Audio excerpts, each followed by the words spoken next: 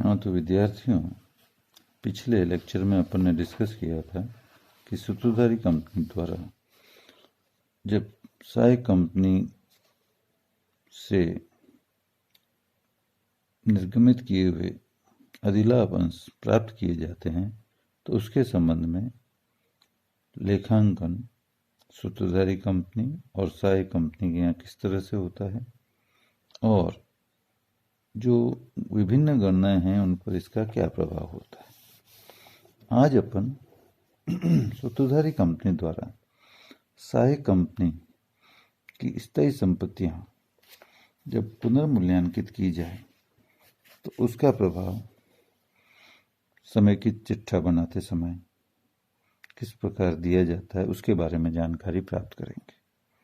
क्योंकि जिस दिन सूत्रधारी कंपनी ने सहायक कंपनी के ऊपर नियंत्रण योग्य अंश खरीद लिए, उस तिथि को सहायक कंपनी की पुस्तकों में जो स्थायी संपत्तियां प्रदर्शित की गई थी वे सही मूल्य पर प्रदर्शित है या नहीं, उसकी जांच करने के बाद ही पता चलता है कि यदि वे उचित मूल्य पर दर्शाई हुई नहीं है तो उनका पुनर्मूल्यांकन का प्रभाव बुक्स पर दिया जाना चाहिए, ताकि यदि कोई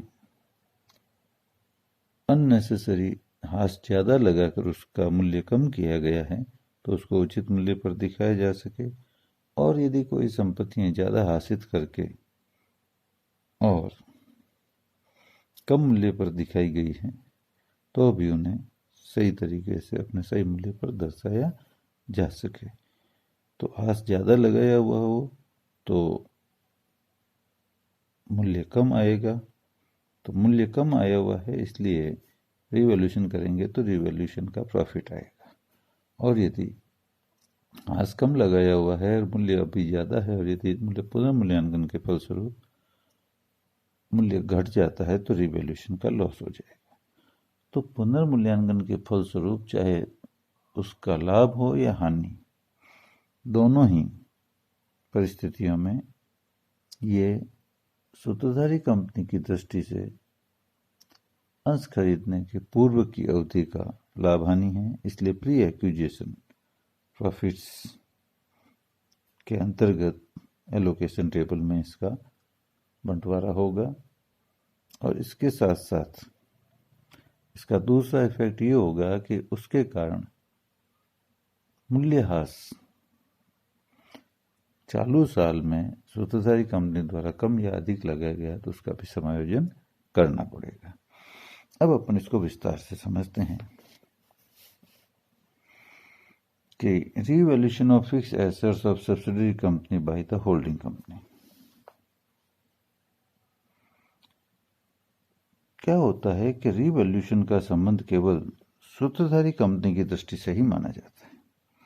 सहायक कंपनी अपनी बहियों में इस मूल्यांकन का प्रभाव डालने के लिए बाध्य नहीं होती है, परंतु संगठित चिट्ठा बनाते समय इस पुनर्मूल्यांकन के फलस्वरूप होने वाली संपत्ति के मूल्य में वृद्धि या कमी तथा इससे संबंधित क्रमशः अतिरिक्त हाश या हाश में कटौती के लिए आवश्यक समायोजन संगठित चिट्ठा बनाते समय करने आवश्यक होते हैं।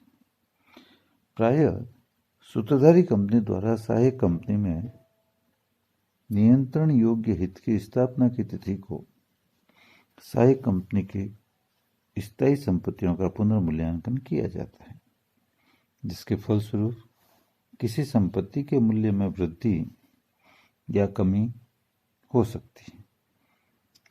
समय की चिट्ठा बनाते समय इसके लिए समायोजन करने के लिए कहा जाता है।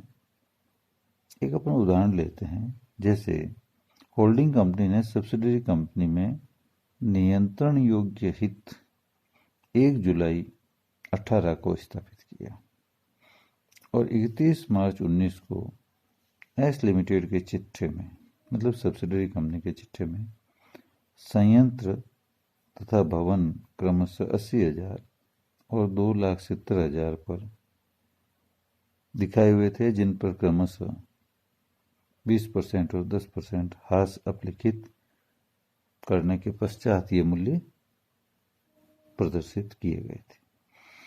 अब समय की चिट्ठा बनाते समय उसमें भवन और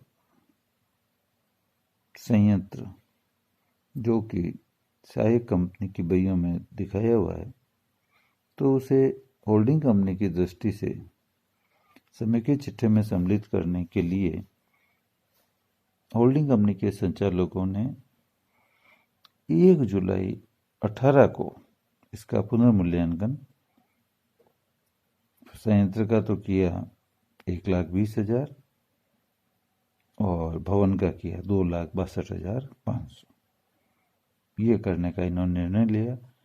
तो अब इसके लिए समायोजन कैसे करेंगे वो ध्यान से सुनिए।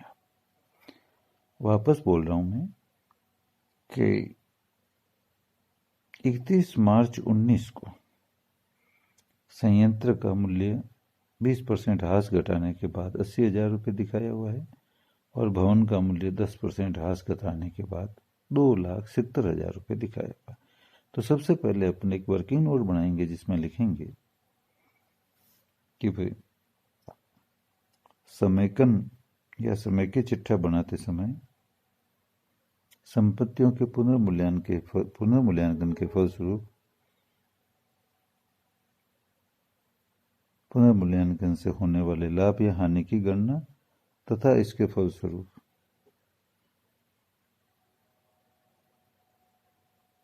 अतिरिक्त हास या कम लगाए गए हास की गणना।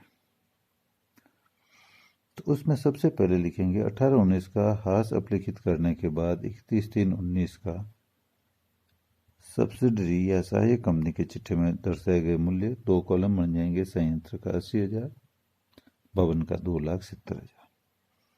इसके बाद इसके नीचे ही एक लाइन लिख दो कि 1/4/18 को इनका क्रमशः मूल्य निम्न प्रकार होगा। जैसा कि आप जानते हैं कि संयंत्र पर 20% हास लगाया है तो साल भर का हास 20% है। तो यदि 20% हास लगाने के बाद मूल्य कितना रह जाता है 80%। तो 80% के बराबर राशि है 80,000, तो 100% के बराबर होगी 80,000 अपॉन 80 इंटू 100, तो 1,00,000 रुपये। ये आ गया संयंत्र का मूल्य 1 अप्रैल को। इसी तरह भवन का मूल्य 2,70,000 बट्टा 90 आएगा क्योंकि 10% राशि लगा हुआ है इंटू 100, तो यह आ जाएगा 3,00,000। अब इस पर इसी रेट से आपको 1 अप्रैल से 30 जून तक 3 महीने का हास घटा के देखना पड़ेगा कि वैल्यू कितनी है। तो लेस करेंगे डेप्रिसिएशन फ्रॉम 1 अप्रैल टू 30 जून।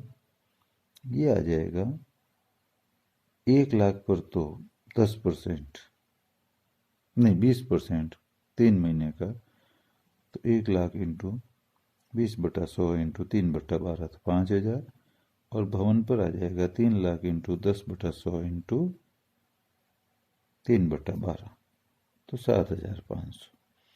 तो 1 जुलाई को सही मूल्य है संयंत्र का 95,000 और भवन का है 2,92,500।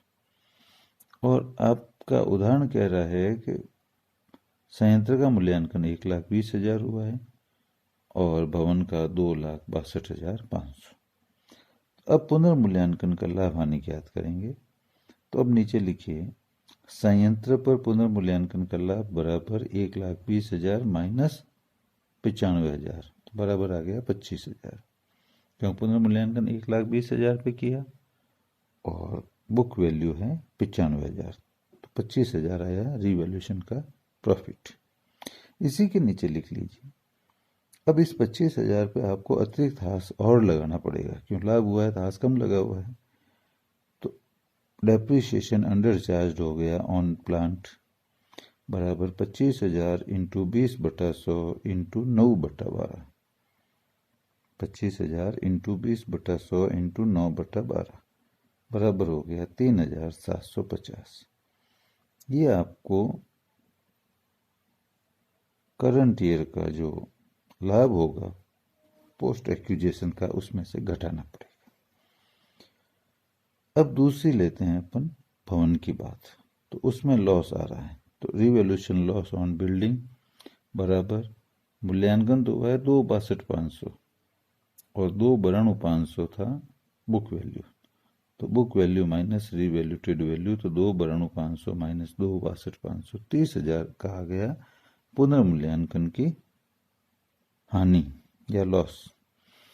तो इस 30,000 पे डेप्रिसिएशन ज्यादा लगा दिया है सब्सिडरी कंपनी ने, तो नीचे इसके लिखेंगे calculation of depreciation overcharge on building, तो 30,000 इंटू 10/100 इंटू 9/12 ये आ जाएगा 2,250।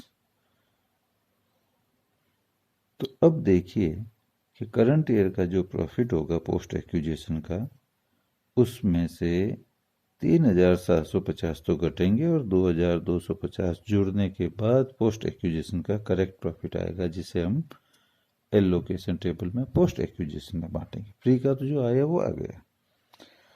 तो चिट्ठों का समांकन करने के लिए अवितरित लाभ का विश्लेषण करते समय सहायक कंपनी के प्री एक्विजिशन के प्रॉफिट के संबंध में पूंजीगत लाभ हानि की गणना के अंदर उपरोक्त पुनर्मूल्यांकन के लाभ हानि को भी शामिल किया जाएगा और उसमें पुनर्मूल्यांकन की हानि आएगी 5,000 रुपये, क्योंकि प्लांट में तो लाभ हुआ है 25,000 और भवन में हानि हुई है 30,000, तो नेट हानि आ गई 5,000 की। तो अवाप्ति की अवधि, अवाप्ति पश्चात की अवधि से संबंधित आगमगत लाभ की गणना करते समय जो अपन ने अभी डिस्कस किया कि पुनर्मूल्यांकन की प्रक्रिया के दौरान जो संपत्ति में वृद्धि हुई है प्लांट में, उस पर अतिरिक्त हास से लाभ में कमी आएगी और पुनर्मूल्यांकन पर संपत्ति में जो कमी आई है 30,000, उसके कारण हास पे कटौती की जाएगी। उसके बाद पोस्ट एक्विजिशन का प्रॉफिट निकाला जाएगा। तो ये इसका प्रभाव होता है। इसको अपन एक उदाहरण से समझेंगे। आपके पीडीएफ में एक्सरसाइज 13 भेजी हुई है, सॉल्व, आप देखिएगा, अपन डिस्कस करते हैं।